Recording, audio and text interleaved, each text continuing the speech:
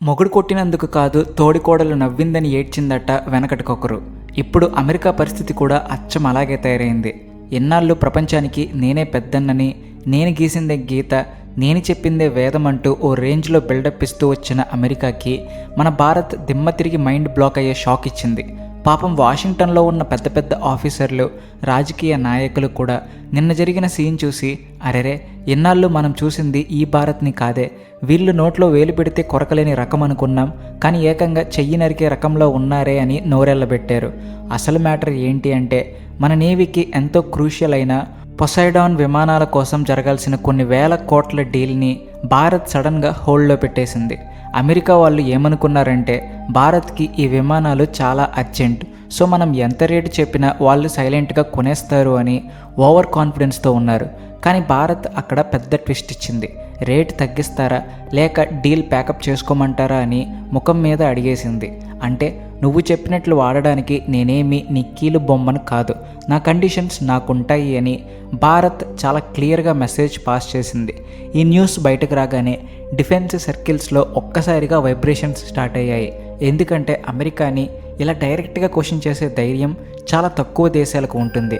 ఇది ఇలా ఉంటే మరొక వైపు ఇంకొక ఇంట్రెస్టింగ్ డెవలప్మెంట్ జరుగుతుంది.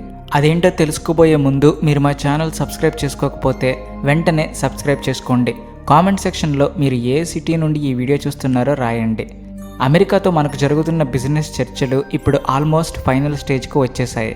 కరెక్ట్గా ఈ టైంలో భారత్ తన ఫైనల్ ప్రపోజల్ని అమెరికా టేబుల్ మీద పెట్టింది. ఆ ప్రపోజల్ చూస్తే అమెరికాకి మైండ్ బ్లాక్ అవ్వాల్సిందే. ఇంతకీ ఆ ప్రపోజల్లో ఏముందంటే, మా ప్రొడక్ట్స్ మీద మీరు వేస్తున్న 50% ట్యాక్స్ని వెంటనే ఫ్లాట్ 15%కి తగ్గించాలి. అలాగే మేము రష్యా దగ్గర ఆయిల్ కొంటే మా మీద ఆంక్షలు విధిస్తాం, ఫైన్లు వేస్తామనే బెదిరింపులు మానుకోవాలి. ఇక అన్నిటికంటే ముఖ్యంగా మా అగ్రికల్చరల్ సెక్టర్ గురించి, మా రైతుల గురించి మీరు మాట్లాడడానికి వీల్లేదు, అది మా ఇంటర్నల్ మ్యాటర్ అని ఎలాంటి మొహమాటం లేకుండా స్ట్రైట్గా చెప్పేసింది. ఇక్కడ మీరు గమనించాల్సింది ఏంటంటే, ఈ రెండు డెసిషన్స్ వేరువేరు కాదు, ఇదంతా ఒక పర్ఫెక్ట్ ప్లాన్ ప్రకారం వేసిన స్కెచ్. డిఫెన్స్ డీల్ని, ట్రేడ్ డీల్ని లింక్ చేసి అమెరికా గొంతు దగ్గర కత్తి పెట్టినట్టు భారత్ వ్యవహరిస్తుంది.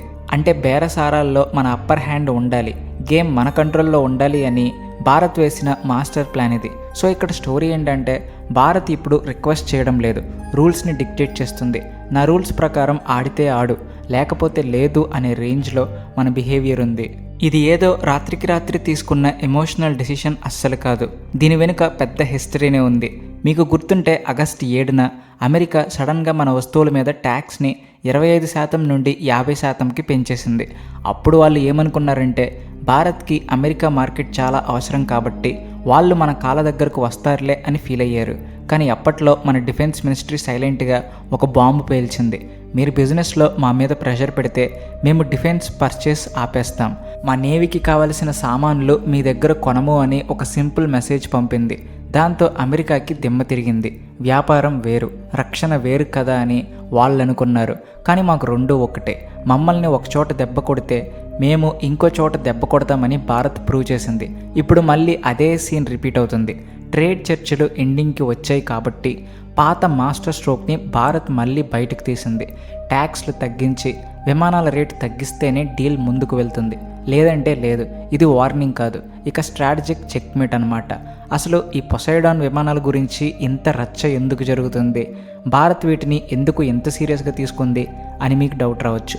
దీని గురించి క్లియర్గా తెలుసుకోవాలంటే కొంచెం ఫ్లాష్ బ్యాక్లోకి వెళ్ళాలి. ఈరోజు మనం మాట్లాడుకుంటున్న ఈ విమానాలు మన ఇండియన్ నేవీకి కళ్ళు చెవులు లాంటివి. సముద్రం మీద మన పవర్ చూపించాలంటే ఇవి చాలా ముఖ్యం.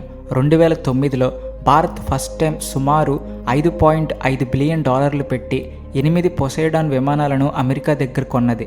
వాటి పర్ఫార్మెన్స్ చూసి 2016లో మన అవసరాలు పెరిగాయని మరో 4 విమానాలను ఆర్డర్ చేసింది. సో ఇప్పుడు మన దగ్గర టోటల్గా 12 విమానాలు ఉన్నాయి. అమెరికా ఏమనుకుందంటే, భారత్కి ఈ విమానాలు అలవాటయ్యాయి, వాళ్ళు ఎలాగో మన దగ్గర కొంటారు, వేరే ఆప్షన్ లేదు అని ధీమాగా ఫీల్ అయింది. కానీ అక్కడే మన వాళ్ళు అమెరికా అంచనాలను తలకిందులు చేశారు. ఈ విమానం మామూలు ప్యాసింజర్ ఫ్లైట్ లాంటిది కాదు. బోయింగ్ కంపెనీ తయారు చేసిన ఈ విమానం ఒక అద్భుతమనే చెప్పాలి.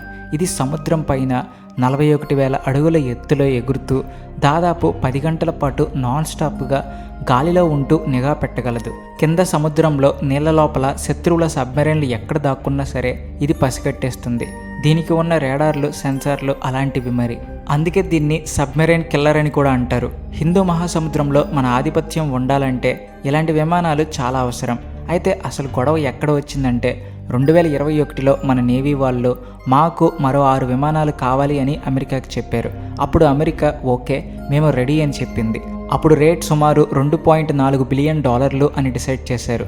సరే అని మన వాళ్ళు ఊరుకున్నారు. కానీ అసలు సినిమా 2025లో మొదలైంది. డెలివరీ టైం దగ్గరకు వచ్చేసరికి అమెరికా ఫ్లైట్ ఫిరాయించింది. ప్రపంచంలో రేట్లు పెరిగాయి, సప్లై చైన్ ప్రాబ్లమ్స్ ఉన్నాయి, ద్రవ్యోల్బణం పెరిగింది, స్పేర్ పార్ట్స్ రేట్లు పెరిగాయి అంటూ సాకులు చెప్పడం మొదలుపెట్టింది. ఫైనల్గా రేట్ని $2.4 బిలియన్ నుండి ఏకంగా 3.6 బిలియన్లకు పెంచేసింది.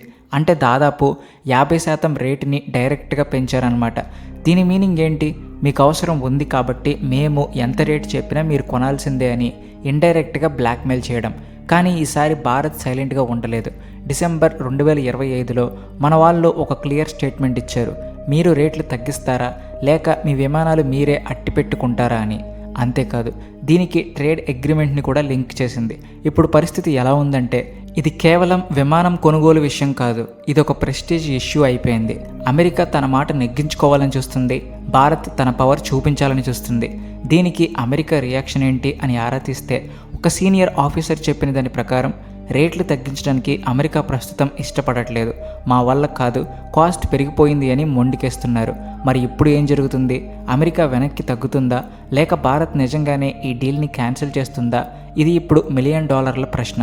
అసలు ఈ స్ట్రాటజీని భారత్ ఎందుకు ఫాలో అవుతుంది అంటే ప్రస్తుతం హిందూ మహాసముద్రంలో చైనా ఆగడాలు పెరిగిపోతున్నాయి. చైనా నౌకలు, సబ్మెరైన్లు రోజురోజుకి మన ఏరియాలోకి వస్తున్నాయి. ఇలాంటి టైంలో ఈ విమానాలు మనకు ఆక్సిజన్ లాంటివి. ఈ అవసరం మనకు ఉంది అని తెలిసే అమెరికా మనతో గేమ్స్ ఆడుతుంది. కానీ ఈ అవసరాన్నే భారత్ ఇప్పుడు ఒక వెపన్గా మార్చుకుంది. భారత్ లాజిక్ చాలా సింపుల్. మీరు మా ట్రేడ్ కండిషన్స్కి ఒప్పుకోకపోతే డిఫెన్స్ డీల్ ద్వారా మీకు రావాల్సిన 1,000 కోట్లు మీకు రావు అని స్ట్రాంగ్గా చెప్పేసింది. యూరోప్ దేశాల వస్తువులకు మీరు 15% ట్యాక్స్ వేస్తున్నారు కదా, మరి మాకు మాత్రం 50% ఎందుకు? మాకు కూడా సేమ్ ట్రీట్మెంట్ కావాలి. అలాగే మేము రష్యా దగ్గర ఆయిల్ కొంటే మీకెందుకు మంట?